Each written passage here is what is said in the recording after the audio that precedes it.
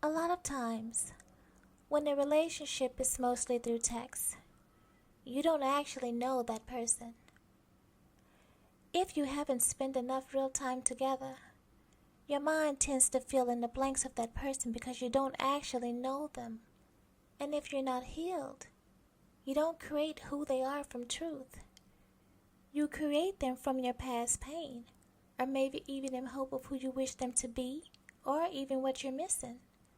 So you're actually getting to know them in the phone through an illusion that you created yourself in your own mind.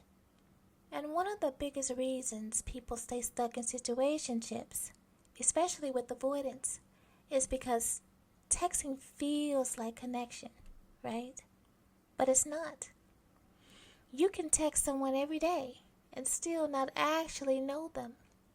And you can feel emotionally attached to someone who's never really shown up for you in your real life. Texting gives you access to words, but not presence. And when someone only connects through messages, you're bonding to a version of them that's controlled, filtered, and low risk. See, they can respond when it's convenient and disappear when it's not, and still keep you emotionally engaged without offering real intimacy. And your nervous system just fills in the gaps. So you imagine who they are, you attach to the potential, and you feel close, even when there's no consistency, no experiences, or no repair after conflict. And this is especially dangerous in avoidant dynamics. And avoidants prefer texting because it creates distance while still maintaining the connection with you. So it lets them feel attached without feeling exposed. They can stay regulated and still keep you close enough not to lose you. But for the person on the other side, especially someone with anxious attachment, texting becomes your lifeline. You become text message dependent. Texting feels like connection because it gives your brain a hint of relief. Every message, every notification, every good morning or check-in releases dopamine, and it feels good. It calms anxiety temporarily though, and your nervous system starts to associate your phone with safety. But see, that doesn't mean you're actually connecting with that person. Texting gives you words without presence. It creates a feeling of closeness without requiring real intimacy. And over time, that turns into phone-based attachment, where your sense of calm depends on whether the person responds to your text message or not. And this is how codependency can quietly form. Now, you're not addicted to that person. You're addicted to the relief, the reassurance, the momentary regulation. And I want you to notice something about yourself. When the message comes in, your body settles. And when it doesn't, your body spirals. Are you noticing this? For someone with anxious attachment, texting becomes a nervous system regulator. You're not texting because you're needy. You're texting because your system is trying to feel safe. And you're seeking reassurance, clarity, and emotional grounding, not just the conversation. You really don't want the conversation. You just want to be acknowledged.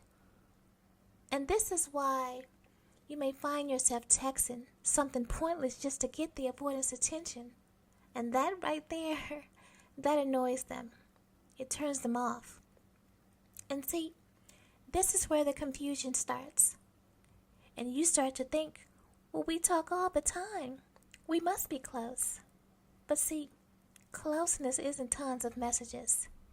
It's consistency of real presence when they're actually there with you. For avoidant dynamics, texting is one of the safest forms of connection because it allows emotional distance while still keeping the bond alive. There's no confrontation, no repair, no vulnerability. They don't have to show up a certain way. So the avoidant gets comfort without pressure, and the anxious partner gets reassurance without stability. And both nervous system gets short-term relief, but no real security is built there. And that dopamine hit, it just keeps you hooked. It keeps you checking your phone, rereading messages, overanalyzing tone and timing, and your brain starts to believe that this is a real relationship when it's not. But see, here's the thing. If someone only shows up through a screen, they're not offering real connection. They're offering you regulation. They're really offering you more distance than anything. They're helping you calm your anxiety in that moment, but they're also not committing to getting real close to you. And that's why texting heavy connections feel intense, but they're also fragile. And I want you to notice this.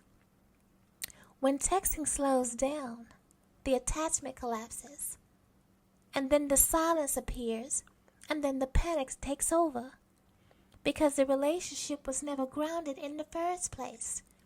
It was only propped up by nervous system relief. See, a real connection doesn't rely on constant reassurance. It doesn't live on your phone, and it doesn't disappear the moment the messages stop. I've always felt like texting is fine here and there, but it shouldn't be the foundation of getting to know someone. And I wouldn't recommend using texts as your only source of getting close to that person, because you can't truly connect that way.